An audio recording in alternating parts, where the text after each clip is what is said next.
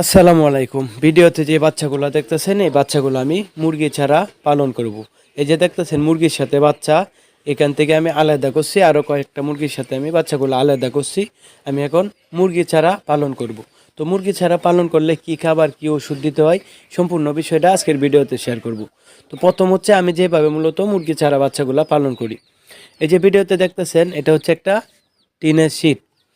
এই টিনের শীটটা আমি আলাদা করছি, দেখছেন আলাদা করে একটা রাউন্ড করছি। করার পর এটার নিচে আমি পাটের বস্তা দিছি যত শীতের মধ্যে। তো পাটের বস্তা দেওয়ার পর এটার উপরে এখন আমি দিয়ে দিছি হচ্ছে তুষ।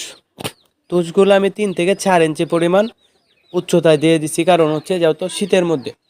তো তুষগুলা দিছি, এখন তুষগুলো একদম সমান করতে হবে। সমান করে তার উপরে আমি পেপারে দিছি, যত প্রথম অবস্থা বাচ্চাগুলা 3 দিন পেপারে রাখতে হবে।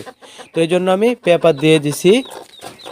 তো একসাথে 3টা করে দিয়ে দিছি, যেন প্রতিদিন বাচ্চাগুলা ময়লা করলে একটা করে নিয়ে ফেলে দেব।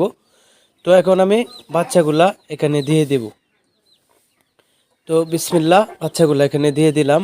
এবং বাচ্চা দেওয়ার পর হচ্ছে 5 টাইম আমি পানি দিব। এই যে একটা পানির পাত্র দেখতেছেন, এটাতে আমি পানি দিছি। এবং আমি লাইসোবিট দিতাম, আপাতত লাইসোবিট নাই, এই জন্য আমি এটাতে লেবুর পানি দিছি। তো এই লেবুর পানির মিশানোটা আমি 6 ঘন্টা খাওয়াবো।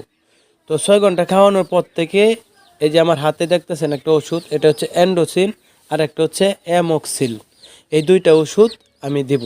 6 ঘন্টা লেবুর পানি খাওয়ানোর পর আমি এই ওষুধটা দেব। 6 ঘন্টা পর থেকে একটানা 7 দিন। এবং ওষুধ মিশানো পানিটা আমি 6 ঘন্টা পর পর ফেলে দিয়ে আবার নতুন করে দিব। এবং ওষুধটা দেওয়ার নিয়ম হচ্ছে প্রতি 1 লিটার পানিতে আমি 1 ml অ্যান্ডোসিন এবং 1 গ্রাম অ্যামোক্সিল, এই 2টা দিয়ে একসাথে মিক্সিং করে আমি একটানা 7 দিন ব্যবহার করব। এবং উপরে একটা লাইট দিতে হবে বোর্ডিংয়ের, এই যে 100 ওয়াটের একটা লাইট দিছি আমি। তো যত শীতের মধ্যে এই জন্য মিনিমাম 2 সপ্তাহ বোর্ডিং করতে হবে।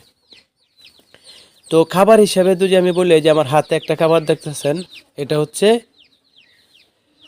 অনেক ভালো মানের একটা গুঁড়া ফিড। আপনারা যে কোনো কোম্পানির ভালো মানের ফিডটা দিতে পারেন। তো এইভাবে আপনারা একটানা যদি আপনারা 2 সপ্তাহ বোর্ডিং করেন, সেক্ষেত্রেই আলহামদুলিল্লাহ বাচ্চাগুলা সুস্থ থাকবে।